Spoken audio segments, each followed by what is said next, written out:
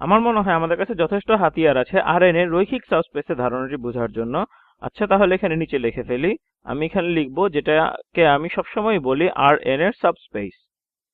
আমরা এখানে যা করছি তা হলো রৈখিক লিনিয়ার সাবস্পেস Rn এর।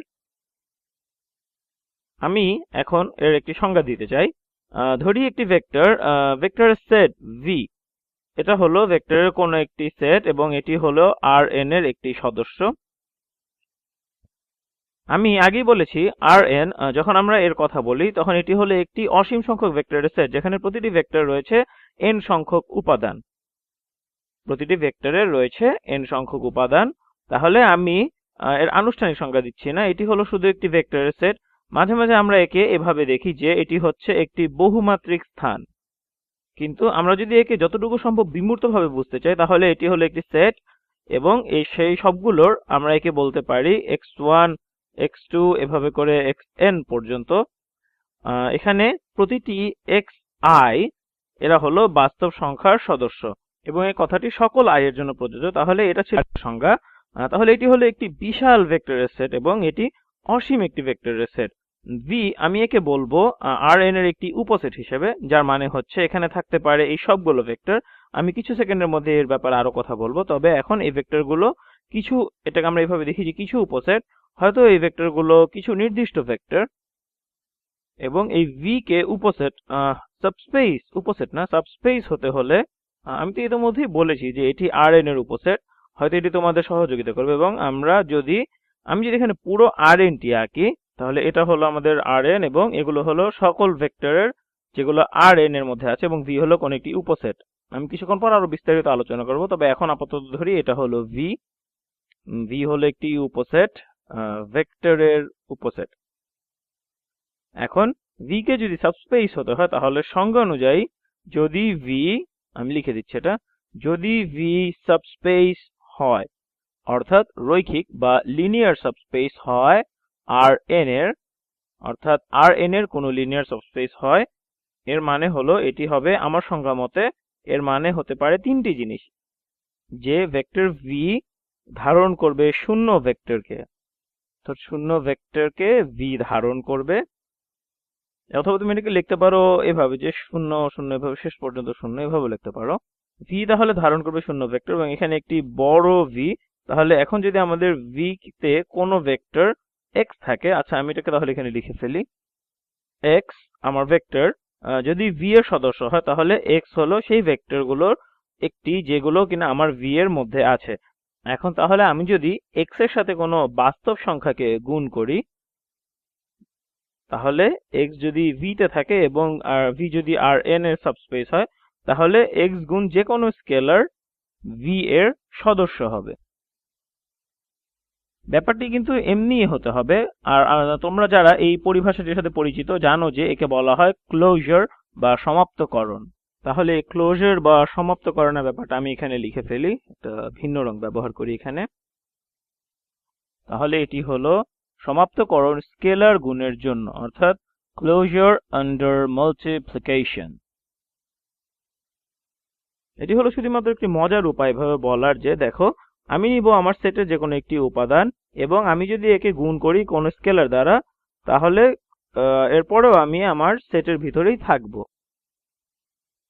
আর আমি যদি একে গুণ করি কোন স্কেলার দিয়ে এবং সেটি যদি তখন সেটের বাইরে অবস্থান করে, তখন আমরা এমন কোনো ভেক্টর পাই যেটা আমার সেটের উপসেটের মধ্যে নেই, তাহলে এটাকে আমরা সাবস্পেস বলবো না। একে যদি সাবস্পেস হতে হয়, যদি আমি গুণ করি এখানে উপরের যে কোনো একটি ভেক্টরকে, তাহলে একটি বাস্তব স্কেলার দ্বারা, আমি এই সাবস্পেসকে বাস্তব সংখ্যা দিয়ে সংজ্ঞায়িত করেছি, তাহলে আমি যদি একে কোনো বাস্তব সংখ্যা দ্বারা গুণ করি তাহলে আমি পাবো এই উপসেটেরই আরেকটি সদস্য। তাহলে এটা ছিল একটা শর্ত এবং আমাদের আরেকটি শর্ত হলো যে আমরা যদি দুটি ভেক্টর নিই এবং আচ্ছা এখানে আমরা করে দেখাই, ধর একটা ভেক্টর নিলাম a এবং আরেকটা ভেক্টর নিলাম b, তাহলে এটি হলো আমার v এর সাবস্পেস হওয়ার ক্ষেত্রে আরেকটি শর্ত।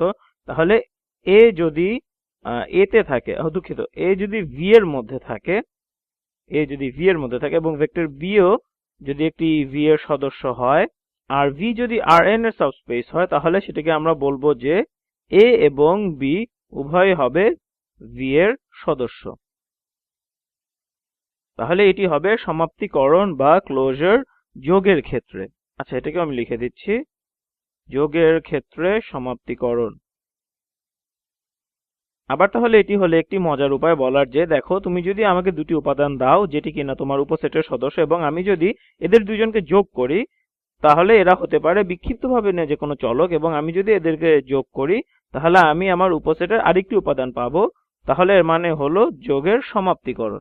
তোমার সেটের দুটি ভেক্টরকে যোগ করো এবং এরপর তুমি পাবে আরেকটি উপাদান যা কিনা তোমার উপসেটেরই সদস্য। যেভাবেই হোক না কেন তুমি কিন্তু কখনো এর ফলে এমন কোনো ভেক্টর পাবে না যা কিনা তোমার উপসেটের বাইরে। তাহলে আমার যদি Rn এর কোনো উপসেট থাকে এবং কোনো ভেক্টরের সেট থাকে যা শূন্য ভেক্টরকে ধারণ করে এবং এটা যদি যোগ এবং গুণের ফলে সীমাবদ্ধ থাকে, তাহলে এটি হলো আমার একটি সাবস্পেস। তাহলে সাবস্পেস সূচিত করে এই সবগুলোকে এবং এই সবগুলো সূচিত করে সাবস্পেসকে। এটি তাহলে হলো সাবস্পেসের সংজ্ঞা, ডেফিনেশন অফ সাবস্পেস। এগুলো শুনতে হয়তো তোমার বেশ বিমূর্ত লাগছে, তাহলে চলো এখন কিছু উদাহরণ করি। আমি ঠিক জানি এই উদাহরণগুলো তোমার ধারণাকে আরো পাকাপোক্ত করবে কিনা, কিন্তু এর ফলে তুমি কিছু ধারণা পাবে এবং সাবস্পেসের ধারণাটা আরেকটু পরিষ্কার হবে। আচ্ছা, তাহলে আমি কিছু উদাহরণ দেখাই। আমি চাচ্ছি কিছু একটা গণিতের আনুষ্ঠানিক ধারণাটিতে বজায় রাখতে। তাহলে ধরি যে আমার কাছে অনেকটা সাধারণ একটি সেট, ধরি ভেক্টরের একটা সাধারণ ভেক্টরের সেটই ধরি, তাহলে তোমাদের বুঝতে সুবিধা হবে। ধরি আমার কাছে শূন্য ভেক্টরের একটা সেট আছে, এটাকে একটু মোটা করে রেখি, অথবা আমি কি এভাবে লিখতে পারি, আমার সেটের একমাত্র ভেক্টরটি হলো শূন্য ভেক্টর, এবং ধরি যে আমরা বলছি এটা R3 এর ব্যাপারে। তাহলে শূন্য ভেক্টরটি দেখতে হবে এরকম। তাহলে এখন আমি যা জানতে চাচ্ছি তা হলো যে আমার সেট V হলো একটি সাবস্পেস। এটা কি একটি সাবস্পেস কিনা R3 এর, এটাই আমরা জানতে চাচ্ছি এখানে। আচ্ছা, তাহলে সাবস্পেস হতে হলে আমাদের রয়েছে তিনটি শর্ত। একে ধারণ করতে হবে একটি শূন্য ভেক্টর, এবং এর একমাত্র ব্যাপার হলো যে এটি আসলেই ধারণ করে এই শূন্য ভেক্টর। তাহলে এটা অবশ্যই ধারণ করবে শূন্য ভেক্টর, এবং এটা তাহলে নিশ্চিত হলো। এখন দেখতে হবে এটা কি ক্লোজার আন্ডার মাল্টিপ্লিকেশন কিনা। এর অর্থ হলো যে আমরা যদি যে কোনো উপাদান নেই, এখানে যদি একটা উপাদানই রয়েছে এবং আমি যদি একে গুণ করি কোনো স্কেলার দ্বারা, তাহলে সেই উপাদানটি এই ভেক্টরেরই একটা উপাদান আমাদেরকে ফেরত দেবে, বা বলতে পারি সেটি এই ভেক্টরে থাকবে। তাহলে এই সেটে রয়েছে শুধুমাত্র একটি উপাদান, তাহলে এই সেটের একটি মাত্র সদস্য হলো শূন্য, এবং আমরা যদি একে গুণ করি কোনো স্কেলার দ্বারা তাহলে আমরা কি পাবো, ধরি কোন একটি স্কেলার c দিয়ে গুণ করছে এবং c গুণ শূন্য সমান হবে শূন্য। তাহলে আমরা দেখলাম এটি কিন্তু একমাত্র সদস্য, সুতরাং এটা সীমাবদ্ধ।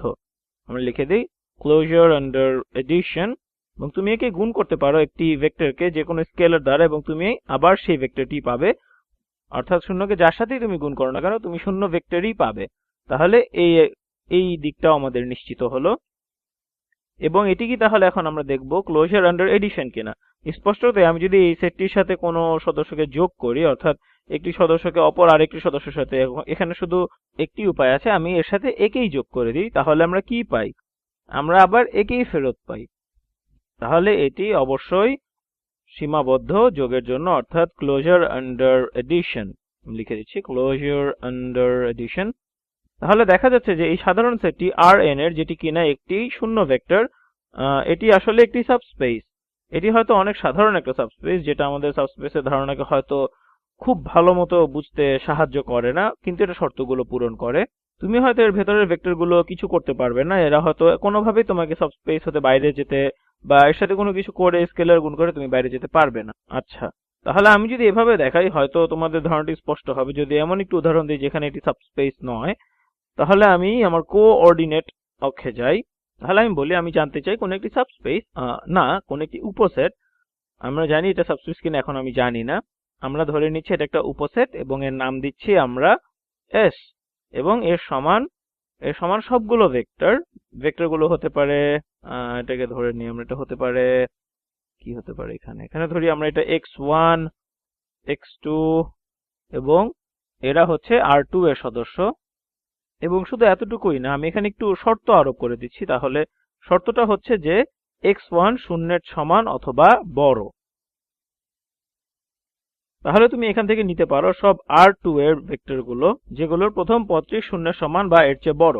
এখন যদি আমরা একে এখানে আঁকি তাহলে আমরা কি পাবো, আমরা যে কোনো কিছু পেতে পারি। আমরা উপর নিচে যেতে পারি বা এটাকে যে কোনো দিকে নিতে পারি, আমরা যেতে পারি উপর নিচ বা যে কোনো দিক, কিন্তু আমরা নিজেদের সীমাবদ্ধ করছি যে এভাবে এর মানগুলো হবে শূন্যের চেয়ে বড়। তাহলে প্রথম স্থানাঙ্ক হবে শূন্য অথবা বড়, তাহলে আমরা পাচ্ছি যে এর ক্ষেত্র উপর নিচে এভাবে বিক্ষিপ্ত ভাবে, এবং তাহলে এই সাবসেট R2 এর এটা হলো আমার পুরো কার্টেসিয়ান তল। এই R2 এর সাবসেটে অন্তর্ভুক্ত আছে এই উল্লম্ব অক্ষটি, এবং আমরা একে বলি y অক্ষ, এবং অবশ্যই এই প্রথম এবং চতুর্থাংশ। যদি তোমার মনে থাকে চতুর্থাংশগুলো, তাহলে এটি হচ্ছে তোমার প্রথম চতুর্থাংশ, এটি হচ্ছে তোমার চতুর্থাংশ। তাহলে তোমাদের কাছে আমার প্রশ্ন হচ্ছে যে S কি একটি সাবস্পেস কিনা, S R2 এর একটি সাবস্পেস কিনা, এটা হচ্ছে আমার প্রশ্ন তোমাদের কাছে। প্রথম প্রশ্ন, এটি কি তাহলে কোনো শূন্য ভেক্টর ধারণ করে? তাহলে R2 এর ক্ষেত্রে এটা কি শূন্য ভেক্টরটি ধারণ করে কিনা? হ্যাঁ, অবশ্যই এটি অন্তর্ভুক্ত করে শূন্যকে। ঠিক এখানে আমরা একে অন্তর্ভুক্ত করছি। আমরা বলছি যে x1 হলো শূন্যের সমান অথবা বড়, তাহলে এটি হতে পারে শূন্য, এবং এর উপরে যেহেতু এটা কোনো শর্ত নেই, তাহলে শূন্য অবশ্যই এটার একটা অংশ হতে পারে। তাহলে একে আমরা নিশ্চিত করলাম। এখন তাহলে আরেকটি চেষ্টা করি, যদি আমি এই সেটে যে কোনো দুটি ভেক্টর যোগ করি, তাহলে সেটিও কি আমাদের সে সেটটির অংশ হবে কিনা। তাহলে আমরা আরো কিছু উদাহরণ নেই, হয়তো এটাকে প্রমাণ নাও করতে পারে, দেখা যাক। আচ্ছা, এখন আমরা যদি এই ভেক্টর এটাকে যোগ করি এই ভেক্টরের সাথে, তাহলে আমরা কি পাবো? যদি আমি একে এখানে রাখি, আমি হয়তো এই ভেক্টরটি পাবো। আমি যদি যোগ করি এই ভেক্টরটিকে এই ভেক্টরটির সাথে, তাহলে আমি কি পাবো? আমি রাখতে পারি এটিকে লেজ আছে, এবং আমি যদি এখানে পাবো দেখতে এমন একটি ভেক্টর যেটা দেখতে হবে এরকম। এবং আমি যদি এটিকে আনুষ্ঠানিকভাবে দেখাতাম, আমি যদি এখানে যোগ করি, আচ্ছা আমার কাছে দুটি ভেক্টর আছে যারা কিনা আমার সেটের সদস্য, তাহলে প্রথমটি হলো A এবং পরেরটি হলো B, এবং আমি একে যোগ করলাম C এবং D এর সাথে, তাহলে আমরা পেলাম A যোগ C এবং B, আচ্ছা এখানে D হবে এটা, এবং B যোগ D। তাহলে এটি শূন্যের চেয়ে বড় হবে এবং এটিও শূন্যের চেয়ে বড় হবে। এটি ছিল আমাদের সেটে থাকার সেই শর্তটি। এরা উভয় শূন্যের চেয়ে বড়, এবং আমরা যখন এদেরকে যোগ করব তখন এটিও হবে শূন্যের চেয়ে বড়। আর এদের ব্যাপারে খুব একটা সতর্ক না থাকলেও চলবে, কেননা এরা যে কোনো কিছু হতে পারে। কেননা আমি আমার ভেক্টরটির দ্বিতীয় পত্রের উপর কোনো শর্ত আরোপ করিনি। তাহলে দেখা যাচ্ছে যে এটা যোগের জন্য সীমাবদ্ধ, অর্থাৎ ক্লোজড আন্ডার এডিশন। আচ্ছা, এখন তাহলে স্কেলার গুণের ক্ষেত্রে কি হবে? তাহলে চলো এখানে কোনো একটা নির্দিষ্ট অবস্থা দেখি। তাহলে আচ্ছা, আমরা এখানে এই আগের AB এটাকেই নেই। আমার আছে ভেক্টর AB, এবং এখানে আমি চাইলে যে কোনো স্কেলার নিতে পারি। মনে রাখবে এর ক্ষেত্রে, আচ্ছা আমি তাহলে এখানে যে কোনো স্কেলার নেই, ধরি আমরা গুণ করব -1 দ্বারা, এবং আমরা যদি এখানে -1 দ্বারা গুণ করি, তাহলে আমরা পাই -A এবং -B। তাহলে এখন যদি আমি একে চিত্রের সাহায্যে দেখাতে যাই, আচ্ছা এটাকে ধরি যে A B ভেক্টর হলো 2 4, তাহলে আমরা এটা দেখতে এটা অনেকটা এরকম হবে আমাদের। আমি যদি এখানে ঋণাত্মক 1 দ্বারা এটাকে গুণ করি, তাহলে আমি কি পাই? আমি পাই -A এবং -B। তাহলে আমাদের এই ভেক্টরটি, যেটি তুমি চিত্রের সাহায্যে পরিষ্কারভাবে দেখতে পাবে যে এটি সরে যায়। আমি যদি ভেক্টরটির অবস্থান নিয়ে চিন্তা করি, তাহলে দেখি যে এটি সরে যায় আমাদের সাবস্পেস থেকে। তোমরা যদি এখন থেকে শুধু চিত্রের সাহায্যে না দেখো, গাণিতিকভাবে জিনিসটা দেখতে চাও, তাহলে যদি এখানে ঋণাত্মক হয়, তাহলে এটি আচ্ছা দাঁড়াও, আমরা যদি ধরি এটি ধনাত্মক কিন্তু শূন্য না, অর্থাৎ এটি যদি ধনাত্মক সংখ্যা হয় এবং তুমি যদি একে -1 দ্বারা গুণ করো, তাহলে এটা অবশ্যই ঋণাত্মক সংখ্যা হয়ে যাবে, এবং এটা আমরা বলেছিলাম এটা শূন্য বা তার চেয়ে বড়। আর ঠিক তখনই এই সেটটি আর এর সদস্য থাকে না, কারণ এর প্রথম উপাদানটি হতে হবে শূন্যের চেয়ে বড়, কিন্তু এই উপাদানটি শূন্যের চেয়ে ছোট। যাই হোক, তাহলে আমরা এই উপসেটটি যেটি আমরা এখানে এঁকেছিলাম, এটি আমাদের কোনো R2 এর কোনো ভ্যালিড সাবস্পেস নয়। তাহলে এখানে আমরা এটা বলতে পারি যে এটা গুণের জন্য সীমাবদ্ধ নয়, অর্থাৎ এটাকে আমরা বলতে পারি ক্লোজার আন্ডার এডিশন এটাকে পূরণ করে না, অর্থাৎ এটা গুণের জন্য সীমাবদ্ধ নয়। তাহলে আমরা আরো বলতে পারি যে এটি কোনো সাবস্পেস নয়, not a subspace of Rn। এখন আমি তোমাকে জিজ্ঞেস করব একটা মজার প্রশ্ন। আমি যদি তোমাকে জিজ্ঞেস করি কোনো ভেক্টর সেটের ব্যাপ্তি সম্পর্কে, এটা কি বৈধ হবে? আচ্ছা ধরি আমার ব্যাপ্তি, আমি জানতে চাচ্ছি ব্যাপ্তি বা স্প্যান, একটা ভেক্টর ধরি এখানে, ধরি আমি জানতে চাচ্ছি v1 v2 v3 এর স্প্যান। আচ্ছা, আমি কিন্তু বলছি না যে এই ভেক্টর তিনটিতে কয়টি করে উপাদান আছে। আচ্ছা তাহলে এখন বলো, এটি কি একটি বৈধ সাবস্পেস? বৈধ সাবস্পেস Rn এর জন্য? যেখানে n হলো এর উপাদানের সংখ্যা। আচ্ছা, তাহলে ধরি যে কোনো একটি উপাদান। আচ্ছা, আমি তাহলে সংজ্ঞায়িত করি, এর নাম দেই, ধরো এর নাম দেয়া যায় ইউ। এটি হলো সেটটি, এই সবগুলো রৈখিক সংযুক্তির সেট হলো ব্যাপ্তিটি। তাহলে আমি সংজ্ঞায়িত করি ইউ কে ব্যাপ্তি হিসেবে। তাহলে আমি এখন জানতে চাই যে ইউ কি একটি বৈধ সাবস্পেস কিনা। তাহলে একে এভাবে লিখি, আমরা একে বিক্ষিপ্ত ইউ এর যে কোনো সদস্য নেই। তাহলে বিক্ষিপ্ত ইউ এর যে কোনো সদস্য বা এর উপাদান নেই, তাহলে এটি কি কোনো শূন্য ভেক্টর ধারণ করে? হ্যাঁ, অবশ্যই। আমরা যদি এই প্রতিটি উপাদানকে শূন্য দ্বারা গুণ করি তাহলে এটি শূন্য ভেক্টর হবে, এবং আমরা বলতে পারি যে 0 গুণ v1 যোগ 0 গুণ v2 যোগ 0 গুণ v3, এবং এভাবে করে আমরা পাই শূন্য ভেক্টর। তাহলে দেখছি এখানে সবকিছুই শূন্য হয়ে গিয়েছে, তার মানে এটি শূন্য ভেক্টর ধারণ করে। তাহলে এটি একটি রৈখিক সংযুক্তি এই তিনটি ভেক্টরের। এখন আমি যদি নেই বিক্ষিপ্তভাবে এই ব্যাপ্তিটি যে কোনো একটি সদস্যকে, এখন একে যদি সেটটির সদস্য হতে হয় তাহলে এর মানে হচ্ছে, তুমি একে দেখতে পারো, আমি তাহলে ধরি একটি ভেক্টর x, যে কোনো একটা ভেক্টর আমরা x ধরলাম। এর মানে হচ্ছে যে তুমি একে প্রকাশ করতে পারো এদের রৈখিক সংযুক্তি হিসেবে। তাহলে কোনো সংযুক্তি c1 গুণ v1 যোগ c2 গুণ v2 এভাবে করে যোগ c3 গুণ v3, আমি এখানে ভেক্টর x এর শুধু সদস্য হিসেবে দেখাচ্ছি, একে এদের রৈখিক সংযুক্তি হিসেবে দেখানো যেতে পারে। এখন এই সেটটি কি গুণের জন্য সীমাবদ্ধ? আচ্ছা, তাহলে একে গুণ করি যে কোনো বিক্ষিপ্ত ধ্রুবক দ্বারা। ধরো এটাকে c গুণ x, তাহলে কি হবে, আমরা c গুণ x করি, তাহলে আমরা দেখি এটা সমান কি হয়। এটাকে একটু নিচে নামিয়ে করি, c গুণ x সমান কত।